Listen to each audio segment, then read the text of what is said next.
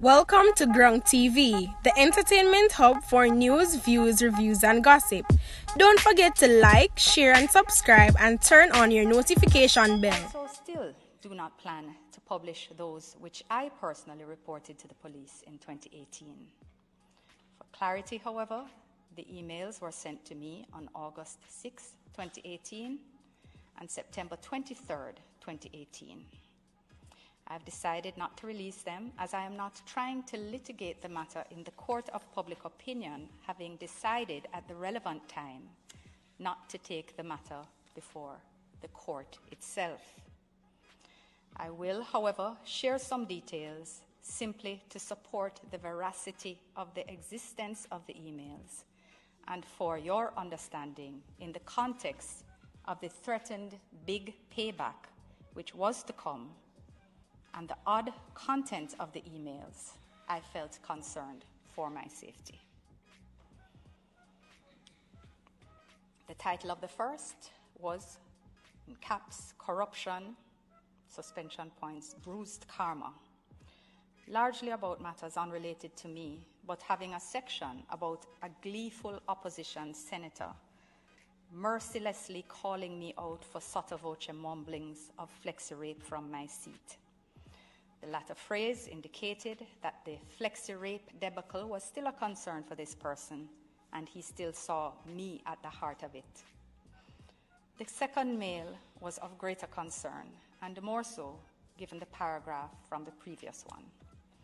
It had the subject, in caps, rape, suspension points, real suspension point, rape, ending with the word karma, more to come.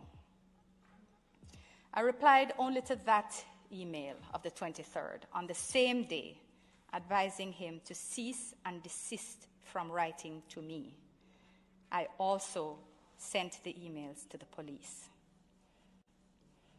He responded to my cease and desist request, stating that he would not write further, but in a way which gave no other comfort. He said, "The truth," in caps, "is what makes you uncomfortable. Face it," in caps.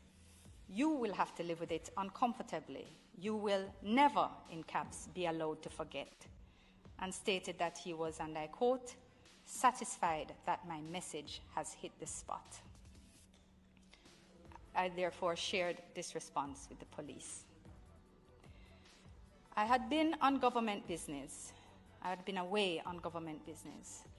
Shortly after returning to Jamaica, based on their initial review of the emails, I was interviewed by members of the CIB and SISOCA who indicated that they would do their investigations.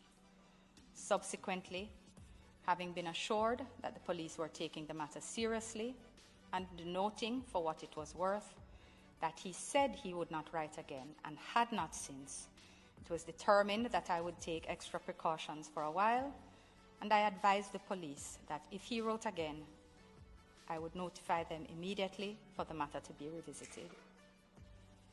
As you would be aware, while for obvious reasons, the content of the mails were not recounted, the police have corroborated the existence of mails and their assessment that I had reason to be concerned, as well as my decision not to proceed. Should the PNP wish to publish the emails to which I made reference, they may ask the sender to do so. They now have the dates and the subject headings. The sender's name is their colleague, former Senator A.J. Nicholson. Should he release them, the PNP and Mr. Nicholson may discuss the emails in the public domain and analyze them as they see fit and to their heart's content. But I will not be entering the discussion. The minister is making a personal statement. The minister is making a personal statement. She is entitled to be heard in silence. That's subjective. Point of order, Mr. President. Mr. President, the standing order requires... Senator Brown, on the point of order, Senator Brown, I am entertaining no point of order, particularly from yourself, who has invited this statement today. No. So I'm President, taking President. no point of order. Minister, I continue. rise on Minister, a point of order. I'm taking I none. rise on a point of order. Minister, you will I rise on continue. a point of order. Take a point of order on a person. I rise on a point of order. Senator Brown. I rise on a point of order. Senator Brown, listen to what I'm telling you. The minister is making a statement by way of Section 18, She must not which is a abuse their personal... standing order. Fine, excellent. I will determine that.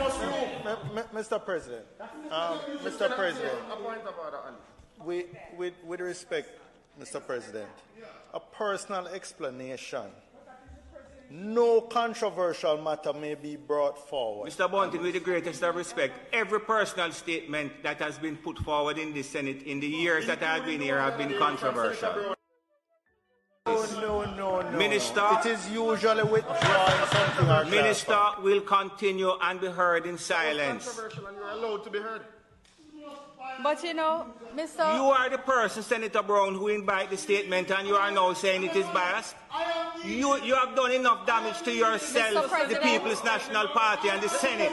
Continue. Mr. President, I actually don't have a difficulty asking that the Hansard remove my last two sentences. They are as they were, but I don't have a difficulty with that. The point is, however, that gender-based violence, whether physical, sexual, verbal, I'm sorry. or virtual... Senator Bunting, I wish to address you briefly. The standing order says no controversial matter. When Senator Brown came here last week to discuss his everyone, today the two convicted murderers of my father, Roger Bonnie Francis, were sentenced. It's been 10 years of heartache and pain since that day. I don't think, people can understand what us as a family have gone through. But personally, I'd like to thank the DPP and the officer of the DPP, Paula Llewellyn, our junior assistants, Yannick Farr and Devine White. I mean, we really had a first-class team on this case. The defense came out really strong. They tried everything in the book, even in the sense of having the defendants fire their lawyers and then come back and hire the same lawyers. So there's a lot of frustration in the process. But we feel thankful that justice has been done. The judge was very fair, took everything into consideration, and for all those out there who have been victims of murder, I can tell you, justice has been done. And you're comfortable with the sentence handed down? I'm comfortable. And how do you think that your father feels right now? I think my father, there's nothing that can bring it back. But, definitely, the family feels a lot more comfortable with these criminals off the street, and Jamaica today is a safer place because of the justice system in Jamaica. You said your statement that your father brought him to Jamaica. Does that make you feel any worse? Yes, of course.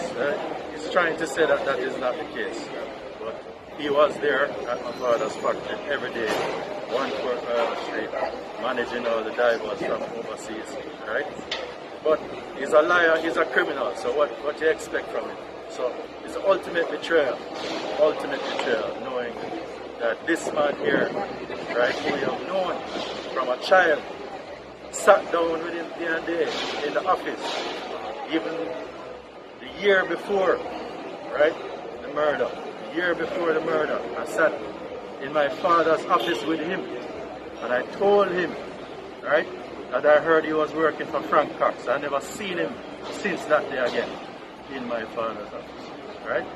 So the judge wasn't able to prove motive, but evidence is clear, right? This was no hearsay. This is hard evidence. Thanks to Hawkeye, the criminals did not know that the tracker was on the vehicle, right? And it showed the vehicle coming to my house in the mornings, right? then going up to Frank Cox's house up at Millsboro Avenue, right?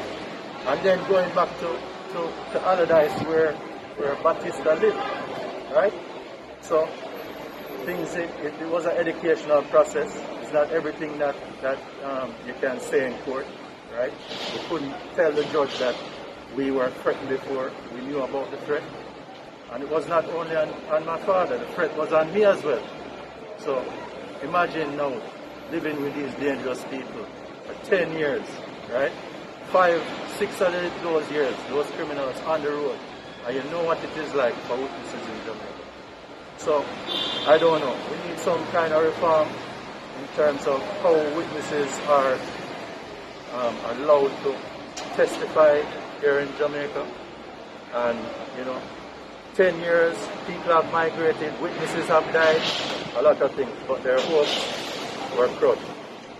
With Batista and Gardner now behind bars, do you feel safer? I feel safer, and I feel Jamaica is safer now that they are behind bars. You said some family members wanted to sleep. Do you think they'll be sleeping any better tonight? It's a process. It's a process. Having experienced such trauma, it will take time. And now we can have closure and have time to do it.